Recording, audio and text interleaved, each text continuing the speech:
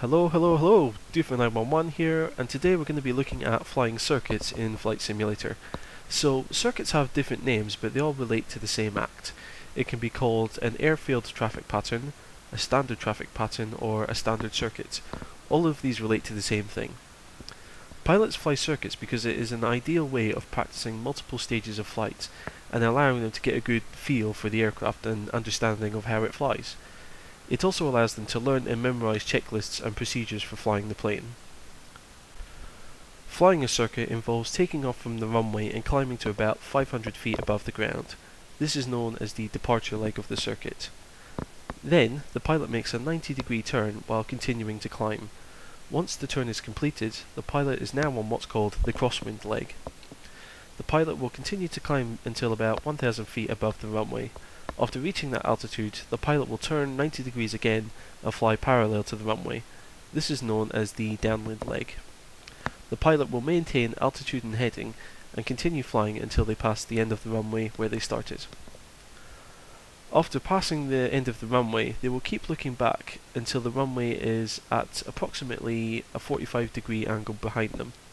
At this point, they will turn 90 degrees and turn back towards the runway and begin descending. This is known as the base leg. Then, once they reach about 500 feet, they will turn once more until they're in line with the runway. This is known as the final leg, and the pilot will then continue descending and land the plane back on the runway.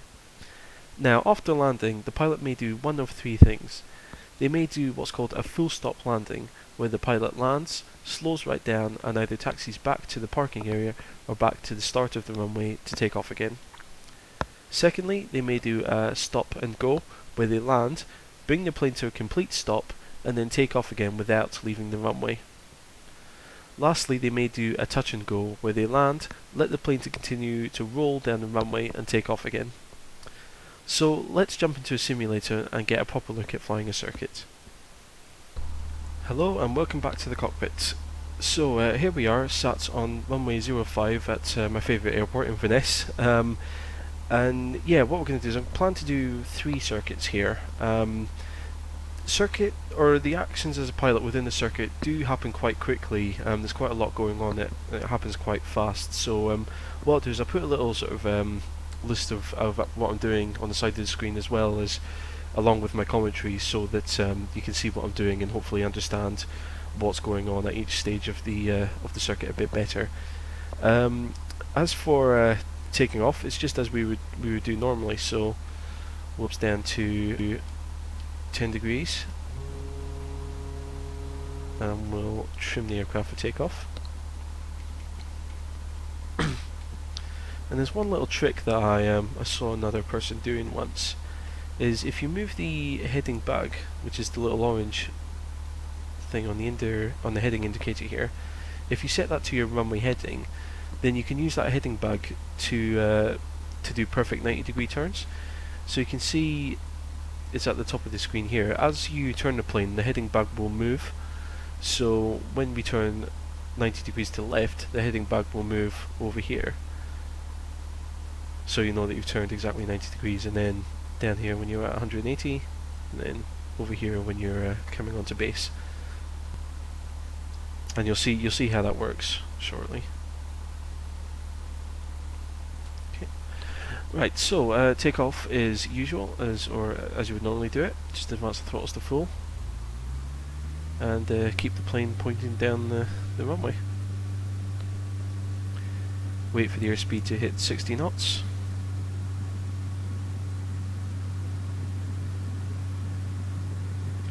Pull back, and take off.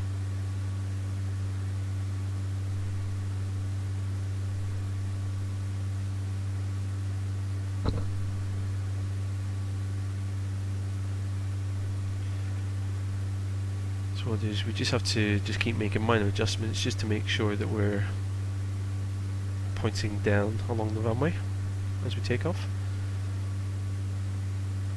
And once we hit 400 feet, what I'm going to do is I'm going to retract the flaps so that we don't have any flaps out at all. Right there. And then at 500 feet, I'm going to make a 20-degree turn, or 20 degrees of bank turn to the left. So 500 there. So we turn to the 20-degree marker there. You want to make sure that you keep the nose pointing up as well, because this is a climbing turn. Have a look at the heading indicator. You see the heading bug is moving around to the right hand side there. So once that hits the 90-degree mark, you just roll it level and continue climbing up to 1,000 feet. So what happens is once we reach 1,000 feet, I'm going to level off, and then as soon as we level off and we're stable, I'm going to make another turn to the left. So we're climbing quite quickly there, so we'll push down early. Reduce the power so that we don't speed up too fast. Okay, just about stable there, so we'll begin another 20-degree turn to the left. So now we're turning onto our downwind leg here.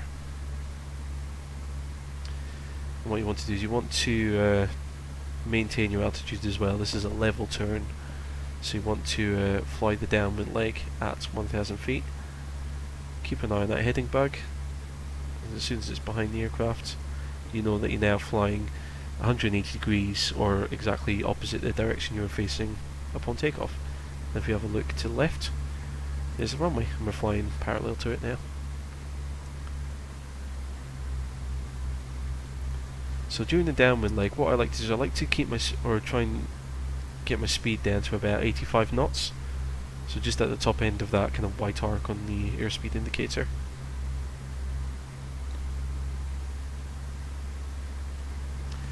So we'll look left, and you can see that we're already coming up to the end of the runway. So you can see how things happen quite quickly during a pattern. Airspeed and my altitude and my heading slightly off there, so just correct that. So we'll have a look back. So we're past the end of the runway, but we're not at 45 degrees yet, so we'll just keep flying along as we are. The next step will be to turn onto our base, and as I turn onto our base, I'll reduce power and also start to extend the flaps. Also, if you're wondering how I'm changing my view, I've got something called a hat switch on my joystick, which is basically like a mini joystick on my joystick, and I use that to control my view. So we're at 45 degrees now, so we'll turn 20, reduce power, and let the aircraft just kind of start to fall. 10 degrees of flaps. Keeping an eye on that heading indicator. We're now 90 degrees, so we're at level off, and we're now on our what's called our base leg. Once we're established, we'll do 20 degrees of flaps.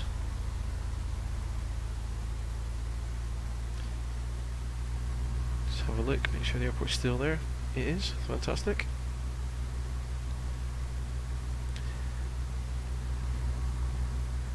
Okay. Then once we get down to about 500 feet, I'll turn onto final. So we'll begin our turn now. And each turn within the pattern is 20 degrees. And onto base and onto final, these are descending turns. Okay, so that was a bad base there. We're too low and we turned a bit early. So what we'll do is we'll increase power, so that we end up flying level, keeping our altitude. And what will happen is we'll fly back into that glide slope. Now that we're on final, what we can do is we can put out the last stage of flaps, 30 degrees. And we're back on the glide slope, so we'll just reduce power now. And from here, you're just trying to concentrate on landing. You can also trim the aircraft as well if that helps. Yeah, the runway here at Inverness is a bit misleading because it's got something called an extended threshold. You see the three sort of arrows there right before the threshold marker. So it's a bit misleading. You can end up sort of landing a bit, what we call a bit short, or before the point where you should be. So just increasing throttle there because we're losing a bit of speed. we're there now. And what I'll do is I'll do what's called a stop and go. So when I touch down, I'll stop on the runway and just talk about what's happened so far. So power to idle, just flare and touch down nice and gently. So hit the brakes and come to a stop. So yeah, so that example of the approach turning onto base and then the final, that was quite a bad example. I was too low and I was also yeah, turned a bit too early. So I think to remedy that, what I'll do is during my descent next time round, I will descend a bit slower. Rather than descending at about 500 feet per minute, I'll probably descend at 400. So hopefully that will rectify that problem. Before we take off again, what we'll do is we'll just set up the aircraft to make sure it's ready to go. So pull the flaps back up to 10 degrees. And the aircraft's pretty much already trimmed. And then it's just a normal takeoff again. So release the brakes, power to full, and keep it pointing down the runway.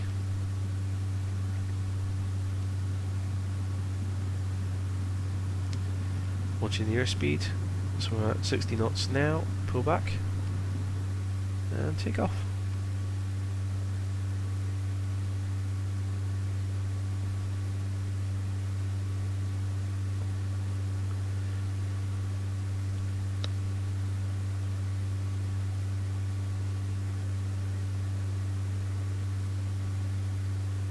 So we're just waiting on 400 feet and then we'll pull the flaps back in all the way.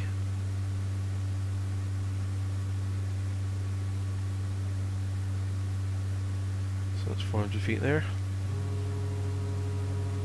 Flaps in.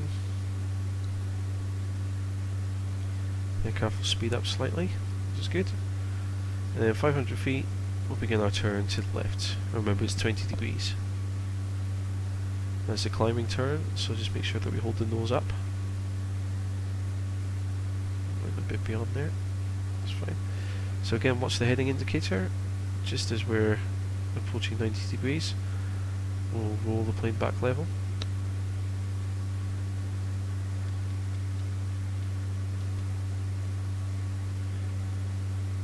And we'll fly up to 1,000 feet.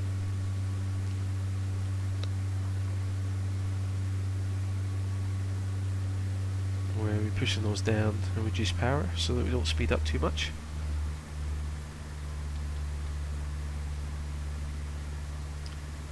Then once we're there and we're happy, we'll begin our turn onto downwind.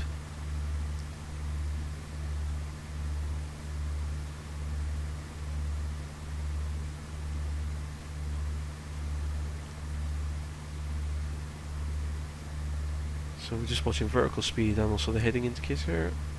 We'll just roll out nicely there. Perfect. Okay, so once we're on downwind, have a look. Yep, the airport's still there, that's fantastic. And we'll just reduce power.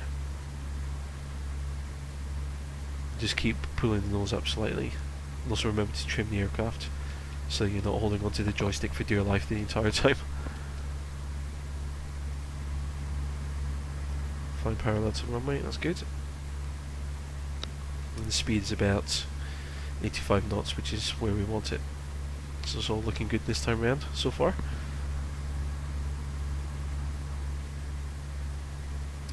Got the beautiful Scottish Highlands out there. Loch Ness, just there on the left, in that kind of valley. Okay, so we're beyond the end of the runway. So speed is good, altitude is good, and you can see by our vertical speed we're not going up or down just yet, which is fantastic. So it's all looking good so far.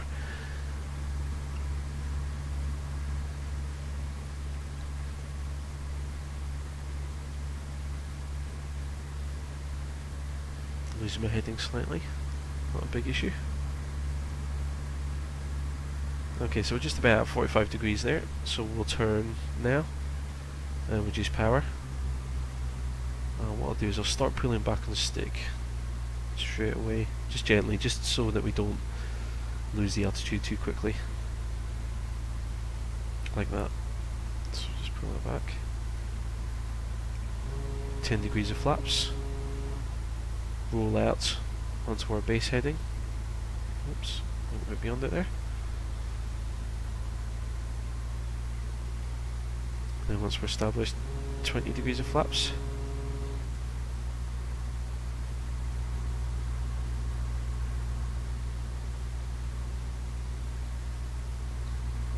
I've got a feeling I'm going to be too high this time round. Let's see.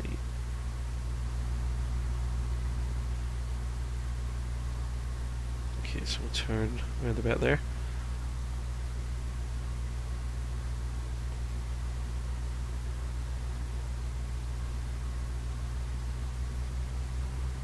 Yeah, so you see we went beyond the runway there, and it's slightly too high as well. So this is why you practice circuits, because you start to kind of get a feel for the aircraft and how it behaves, and you know, you learn to kind of tweak your approach there as well. So now we're in line with the runway, flaps to 30. Trim the aircraft if you'd like.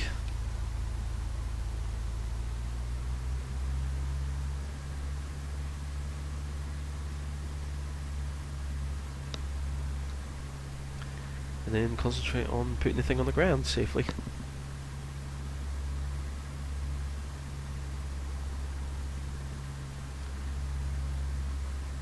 And what I'm going to do this time around is I'm going to do a touch and go, and I'm not going to bother with the trim of the aircraft. So I'm just going to touch down, let the plane keep rolling, pull the flaps up, and then take off again. But landing as usual, so power to idle. Just pull back and stick, flare it nicely. Oh, very gently. So, 2 stages of flaps.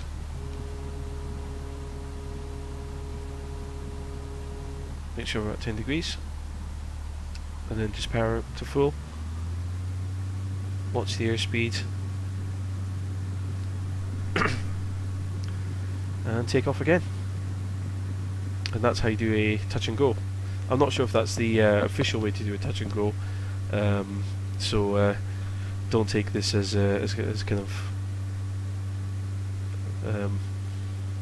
you know, law. So yeah, this will be, I'll call this one our final circuit now. So just maintain the heading of the runway there as we're departing the runway. As we hit 400 feet, flaps to 0.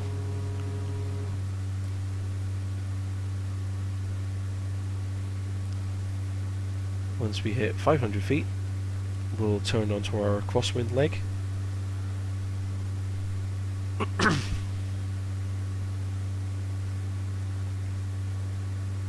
Watch that heading indicator for 90 degrees. And roll out.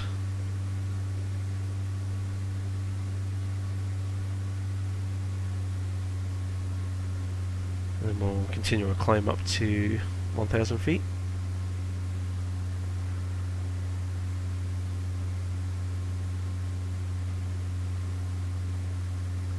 Okay, and we'll level off.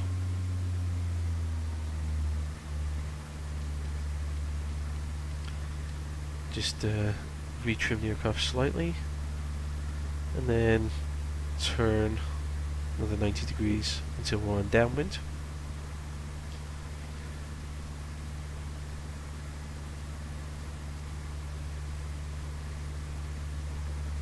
Watching that heading indicator, so you see the bugs moving right behind us now.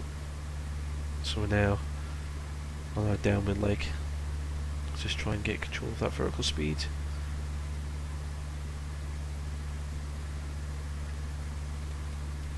So we're just trimming the aircraft nice and early, just trying to make everything as nice and sort of stable as possible on downwind, because this is the only sort of time during the pattern that we get a bit of a breather. We get to sort of think about things and how we're going to approach the base leg and the landing. check our position relative to the runway. It's all good. Still climbing a bit there, so just get on top of that.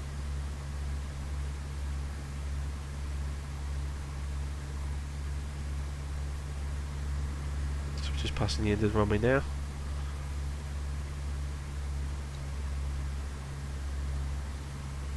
I'm determined to do a good job on this final circuit. The last two have not been the best. A bit of a bad example, and I apologise for that.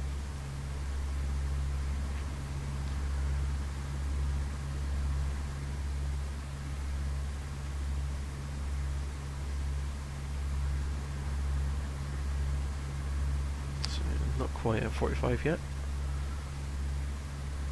Okay, altitude's good now, speed's just about fine.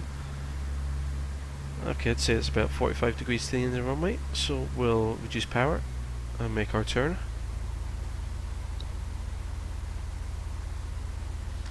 As we're turning, 10 degrees of flaps. Watching the vertical speed, watching the heading indicator, and we'll roll out onto base.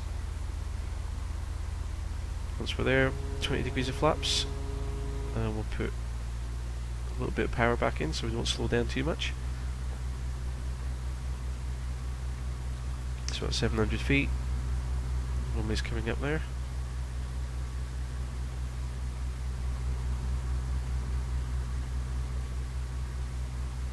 $600. Well, I'll begin my turn now.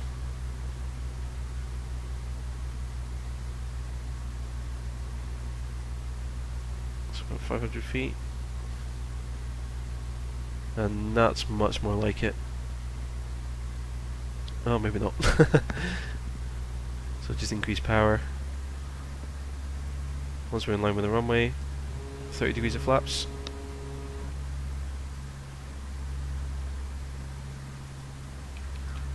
And then just trim the aircraft.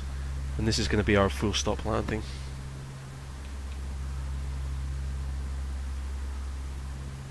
So yeah, obviously when you're doing circuits, you probably do more than 3. You could probably do maybe 5, 6, or maybe even 7 at a time. And yeah, it's just about sort of getting the feel for the aircraft and finding the kind of the best, the sort of you almost get into sort of a rhythm when you're flying circuits. So so it's definitely the best way to kind of practice getting the hang of the plane, and practice your sort of different stages of flight there as well.